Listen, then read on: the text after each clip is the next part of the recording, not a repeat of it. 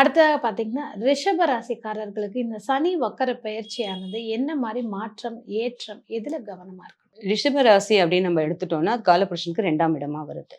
அதுக்கு நம்ம குடுத்துருக்கிற சிம்பலே கவளை மாடு. அப்போ அதுல பார்க்கும்போது, அது விவசாயம் அப்படின்றது தான் மெயின் அந்த இதுல. அப்போ சனி பகவான் அப்படின்றவரே, நிலத்துக்கு அடியில் உள்ள பொருட்களுக்கு அதிபதியே சனி பகவான் தான். நிலக்கரி, சுரங்கம், மண்ணு இந்த மாதிரி வேலை செய்றது, விவசாயம் அப்படின்னாவே சனி பகவான் வந்துடுவாரு. நம்ம ரிஷப வீட்டுக்கு சனி பகவானோட வீடு எந்தன வீடா வரும் அப்படின்னா 9, 10ஆம் வீடா வரும். அப்போ 9, 10 அப்படின்றது தர்ம கர்மாதிபதி யோகத்தை 9ன்றது தர்மம், 10ன்றது கர்மம். அப்போ இவங்க ரொம்ப நியாயமா வேலை செய்யக்கூடியவங்களா இருப்பாங்க. அதனால தான் அது இன்வெஸ்டர் வீடுன்னு நம்ம சொல்றோம். இப்ப இந்த 4 வீடுகள் இருக்கு. மேஷம், ரிஷபம், மிதுனம், கடகம். இந்த 4 வீடுகள். இந்த 4 வீடுகளையுமே பார்த்தீங்கன்னா, ஃபர்ஸ்ட்டு வர்றது மேஷம் சரராசி. 2வது வர்றது பாருங்க ஸ்திர ராசி. 3வது அப்படின்னு சொல்றது காற்று ராசி. 4 அப்படின்னு சொல்றது நீர் ராசி. இப்ப இந்த 4 வீடுகளையுமே ஃபர்ஸ்ட்டு சரம் அப்படின்னா கிரியேட்டர்னு அர்த்தம். அவங்க என்ன பண்ணுவாங்க, அவங்களுக்கு எல்லாமே உருவாக்க தான் தெரியும். ஒருத்தர் உருவாக்கி வச்சதை வந்து அவங்க யூஸ் பண்ண மாட்டாங்க. இதெல்லாம் சரராசியோட குணங்கள். அவங்க ஒரு கிரியேட்டர். அதே மாதிரி பார்த்தீங்க அப்படின்னா ரிஷப ராசின்னு எடுத்துக்கோ. ரிஷபம் அப்படின்னா ஸ்திரம். எப்பயுமே நிலைச்சு நிற்கிறதுன்றது ஸ்திரம். அப்போ இவங்க என்ன பண்ணுவாங்க, இன்வெஸ்டர். எதுல முதலீடு போடலாம், இவங்க வந்து மொத்தமா ஹோல்சேலா வாங்கி வச்சுக்குவாங்க. இதுக்கு அடுத்து பார்த்தீங்கன்னா காற்று ராசி. இவங்க வந்து என்ன பண்ணுவாங்க, முகவர்கள். வெளியே சுத்திட்டே இருப்பாங்க இல்லையா? முகவர்களுக்கு வேலையே வெளியே சுத்துறது தான் அந்த காற்று ராசி. அப்ப இவங்க வந்து கிரியேட் பண்ணுவாங்க. இவங்க இன்வெஸ்ட்மென்ட் பண்ணுவாங்க. இவங்க அதை கொண்டு போய் சேல் பண்ணுவாங்க. அதுக்கப்புறம் சந்திரன், பணவரவு, 4ஆம் இடம், சொத்து சேர்க்கை எல்லாமே. இப்படிதான் வந்து நம்மளோட இந்த 12 கட்டங்களுமே வந்து நமக்கு இயங்கிக்கிட்டு இருக்கு. அப்படின்ற மாதிரி தான் இருக்கு. அப்ப இந்த ஸ்திர ராசியில வந்து இப்போ 9க்கும் 10க்கும் அதிபதி நம்ம சொல்றோம். யாரு? சனி பகவான். அப்போ 9, 10ஆம் இடங்கள் தர்ம கர்மாதிபதி யோகத்தை இருக்கிறதுலயே 2 வீட்டுக்கு அதிபதியே இவர் மட்டும்தான் வராரு. சனி பகவான் தான். அப்ப அவங்களுக்கு ஃபுல் சப்போர்ட் இவர் பண்ணுவாரு. ரிஷபராசிக்கு ரொம்ப க்ளோஸ் ஃப்ரெண்டுன்னு சொல்லலாம். ஏன்னா இவர் ஆல்ரெடி பிஸ்னஸ்க்கு தொழில், உத்தியோகம் இது மாதிரி விவசாயம் இதுக்கு எல்லாமே சப்போர்ட் பண்றது. அதே மாதிரி விவசாயம் சொன்னா நமக்கு ஹார்ட் ஒர்க். விவசாயம்ன்றது கடினமான வேலை. நிறைய மக்கள் சேர்ந்து செய்யற வேலை. சிங்கிள் மென்ஷோ கிடையாது அது.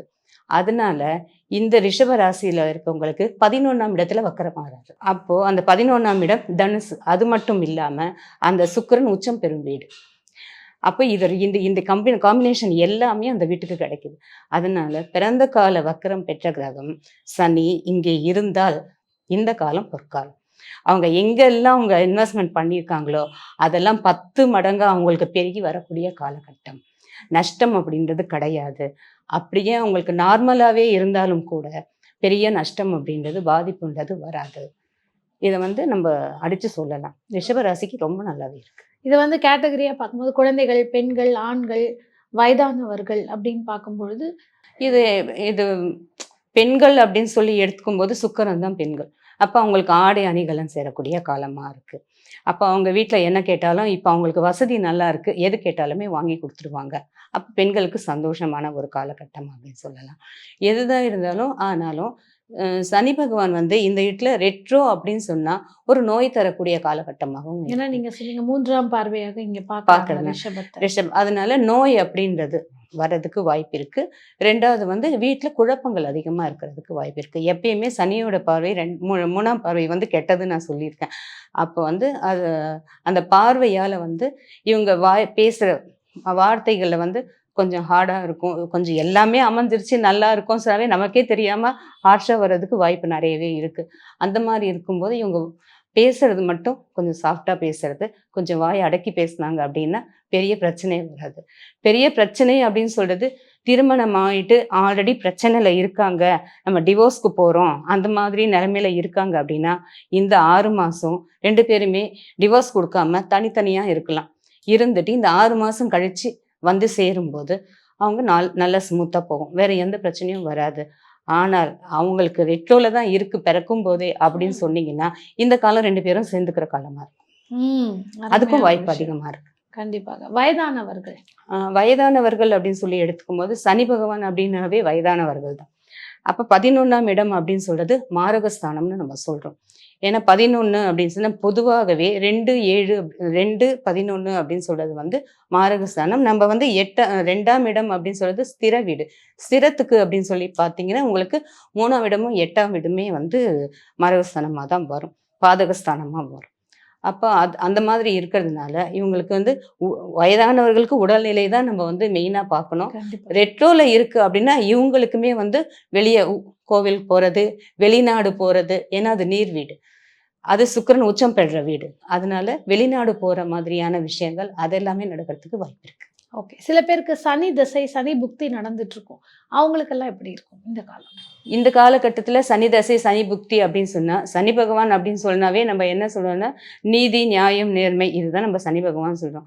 அவங்க சனி தசை, சனி புக்தி நடந்ததுன்னா, இவங்க இதே கடக லக்னமாகவோ, சிம்ம லக்னமாவோ இருந்துச்சு அப்படின்னா, அவங்க நல்லா இல்ல, அவங்க இதுல இல்ல ஜாதகத்துல அப்படின்னு சொன்னா, அவங்களுக்கு வந்து கொஞ்சம் கடுமையான பாதிப்பு கண்டிப்பா இருக்கும் அப்படின்னு சொல்லலாம். இது எல்லாமே அவங்க ஊழ்வினை பிளஸ். இது இப்ப எது நடந்தாலுமே இந்த மாதிரி வக்கர பயிற்சி என்ன பண்ணும் அப்படின்னு சொல்லி பார்த்தீங்கன்னா, ஒரு தப்பு செய்யும்போது தெரிஞ்சு தான் செய்றாங்க. யாருமே வந்து எனக்கு தெரியாம செஞ்சுட்டேன்னு சொல்லவே முடியாது. ஏன்னா, அவங்க நாலேட்ஜ்க்கு இல்லாம அவங்க எந்த வேலையுமே பண்றதில்ல. யாரோ ஒருத்தர் 2 பேர் தெரியாம பண்றதுக்கு வாய்ப்பு இருக்கே தவிர, மத்தவங்க எல்லாருக்குமே என்னைக்கோ பண்ண தவறுக்கு இன்னைக்கு ரெட்ரோல போம்போது அவர் தண்டனைய குடுக்க போறார். நீ ரொம்ப நல்லது பண்ணியிருந்தன்னா, இப்ப அவர் உனக்கு அள்ளி குடுக்க போறார். இவ்வளதான். அருமை. இப்ப இவங்களுக்கு எளிய விதமான பரிகார முறை, அது கோவில் பரிகாரமா இருக்கட்டும், இல்ல வாழ்வியல் பரிகாரம், இத நீங்க தினமும் ஃபாலோ பண்ணுங்க அப்படிங்கிற மாரி ஒரு விஷயம் சொல்லணும்னா என்ன மாதிரி? இவங்களுக்கு பார்த்தீங்க அப்படின்னா, இவங்களுக்கு 7ஆம் இடம் அப்படின்னு சொல்லி பார்க்குறது பார்த்தீங்கன்னா, இவங்களுக்கு விருச்சிகமா வருது. விருச்சிகம் அப்படின்னா, சந்திரன் வந்து பாதிக்கப்படுறாரு. அந்த வீடு வந்து சந்திரன் நீச்சமாகக்கூடிய வீடு. அதே மாதிரி பார்த்தீங்கன்னா, செவ்வாயும் கேதுவுமே வந்து உச்சமாக வீடு. ஆட்சி உச்சம் அப்படின்னு சொல்லலாம். கேது உச்சம், செவ்வாய் ஆட்சியா இருக்கிற வீடு. அப்ப அந்த வீட்ல வந்து செவ்வாயோட வீரம், தீரம், பராக்கிரமம் எல்லாம் சைலன்ட்டா தான் இருக்கும். மேஷத்துல தான் உங்களுக்கு அதிகமா இருக்கும். இதுல வந்து கம்மியா தான் இருக்கும். அந்த மாதிரி இருக்கிறதுனால, சந்திரன் அப்படின்னாவோ மனோகாரகன். அப்போ மனநலம் குன்றியவர்கள், மனநிலை பாதிப்பு அடைந்தவர்கள், அந்த மாதிரி மனநல காப்பகம், இந்த மாதிரி இருக்கிறவங்களுக்கு போயிட்டு இவங்க கொஞ்சம் சப்போர்ட் பண்ணி அவங்களுக்கு தேவையானத பண்ணும்போது, ஓரளவுக்கு இவங்களோட வாழ்க்கைக்கு அது ரொம்ப சப்போர்ட் பண்ணும் அப்படின்னு சொல்லலாம். அதே மாதிரி கோயில் வழிபாடு அப்படின்னு சொல்லி பார்த்தீங்கன்னா, எங்கெல்லாம் பெரிய குளங்கள், நீர்நிலைகள் எங்கெல்லாம் இருக்கோ எல்லா இடமுமே. இன்னும் கேட்டா நீங்க வந்து நம்ம திருநள்ளாறு போகலாம். இப்ப நெறைய பேர் சொல்லுவாங்க, 7 சனி நடந்தா திருநள்ளாறு எல்லாம் போக்கூடாது. ஆல்ரெடி 7 சனி உங்களுக்கு வீட்லயே சனி இருக்கு. நடக்குது. அப்புறம் நீங்க வேற ஏன் திருநள்ளாறு போறீங்க? ஆனா திருநள்ளாறுல இருக்கிற சனி பகவானுக்கு வந்து ஒரு ஸ்பெஷல் இருக்கு. அவர் என்ன சொல்லியிருக்காரு அந்த இடத்துல அப்படின்னு பார்த்தா, அங்க இருக்கிறவங்க யார் அப்படின்னு பார்த்தா, திருநள்ளாறுல தர்ப்பாரண்யேஸ்வரர். அந்த அம்மா பேர் வந்து தாயார் அங்க யார் இருக்காங்க அப்படின்னு சொன்னா, போகமார்த்த பூன்முலையாள். ம். போகமார்த்த பூன்முலையாள் அந்த அம்மன் பேர். அப்போ அந்த 2 பேர் தான் அங்க இருக்காங்க. அது குளம் இருக்கு அங்க. ஏன்னா நலன் தீர்த்தம்னு இருக்கு. அங்க நல தீர்த்தத்துல குளிச்சுட்டு, அதுக்கப்புறம் தான் வந்து நம்ம சாமிய தரிசனம் பண்ணணும்னு சொல்றோம். ஃபர்ஸ்ட்டு எடுத்ததுமேவே சனி பகவான தரிசனம் பண்ணக்கூடாது. கூடாது. ஃபர்ஸ்ட்டு நம்ம தர்ப்பாரண்யேஸ்வரர், இந்த போகமார்த்த பூன்முலையாள் அம்பாள், அவங்க எல்லாரும் பார்த்துட்டு, மத்த எல்லா சாமியும் பார்த்துட்டு, லாஸ்ட்ல தான் வந்து சனி பகவான அங்க பார்க்கணும். எங்க திருநள்ளாறுல. அந்த மாதிரி பார்த்துட்டு, பச்சை பதிகம்னு சொல்லிட்டு ஒண்ணு இருக்கு. அந்த பச்சை பதிகம் இப்ப நம்ம எல்லாத்துக்குமே பதிகம் சொல்றோம் நெறைய. வீட்ல வந்து நமக்கு நல்லது நடக்கணும் அப்படின்னு சொல்றதுக்காக.